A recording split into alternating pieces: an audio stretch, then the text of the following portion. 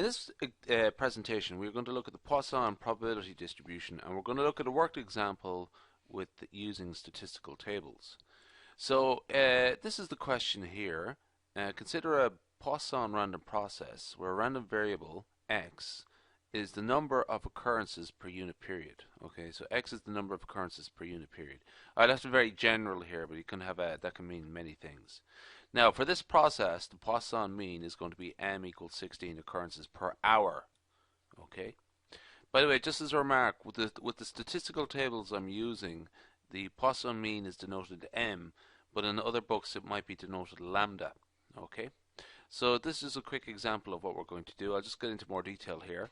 So what we have to do is determine the probability of more than 20 of occurrences in 1 hour, precisely 10 occurrences in a half-hour period, and no more than 15 occurrences in a 45-minute period. So the probability of x greater than or equal to 20, probability of x equal to 10, and the probability of x less than or equal to 15. Okay, now the wording there is very important.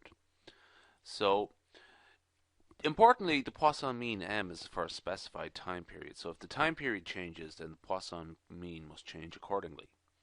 So we're going to look at the first one here, the probability of x greater than or equal to 20. And so what I'm going to do first off, m is, that's the answer there, but how do I get it?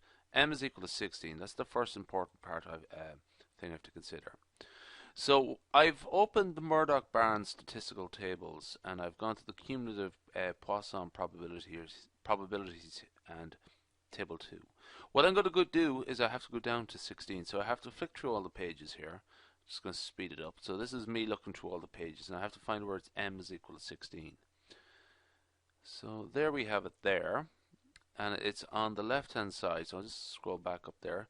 So it's on the left hand side there. So what does this mean? 4. That means 4 or more occurrences in an hour. The probability of that is 0.99.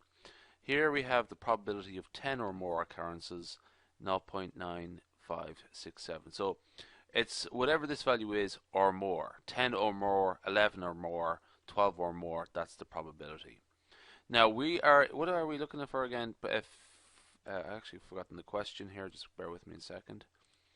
20 or more. So we're looking for the probability of 20 or more. So we go around here, and the probability of 20 or more is 0.1878. So that's 20, the probability of 20, 21, 22, 23, 24, and so on. So the probability of 20 or more is 0.1878.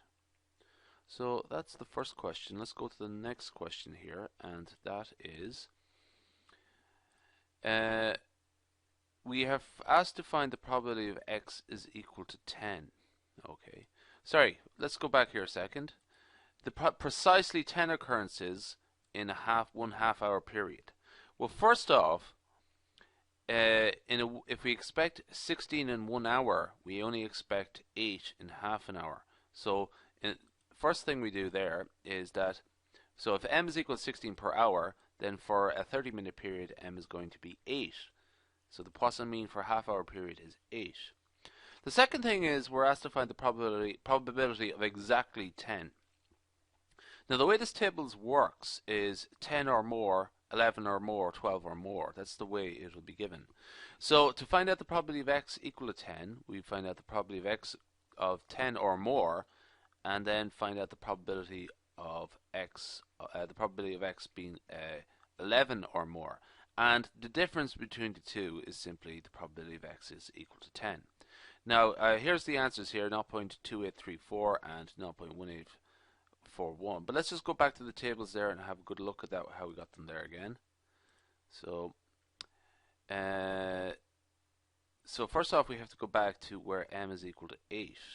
Now, so I'll just scroll back up here. So that's the first thing. We go to m is equal to 8.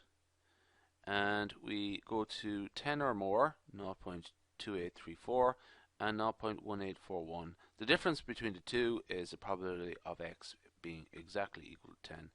And as I just put it on the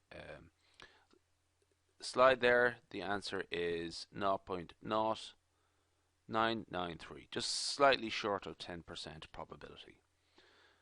Okay. the next one is, the next question is, if what is the probability of 15 or less, no more than 15, let's go back here a second, no more than 15 occurrences in a 45-minute period. So x can be 15, we could have 15 occurrences, but no more than that. So it's x equals 0, x equals 1, x equals 2, all the way up to x equals 15. Okay, so what we're going to do is use the complement rule for that. I'm just going to scroll back up here. And the complement rule of the complement of x less than or equal to 15 is, the complement of that is x greater than or equal to 16. Just remember, the Poisson distribution is a discrete probability distribution. It is not a continuous distribution, so that is why we have the complement of x less than or equal to 15 is, the complement of that is x greater than or equal to 16.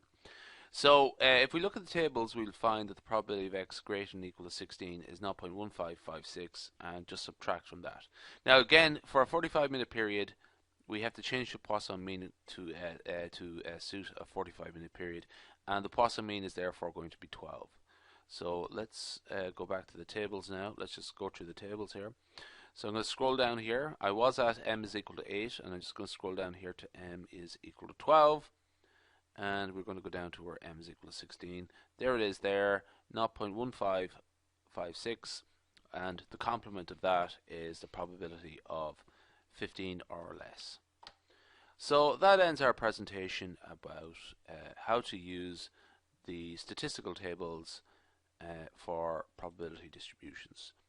And I'm going to wrap it up there when I've figured out how to switch this off. There we go.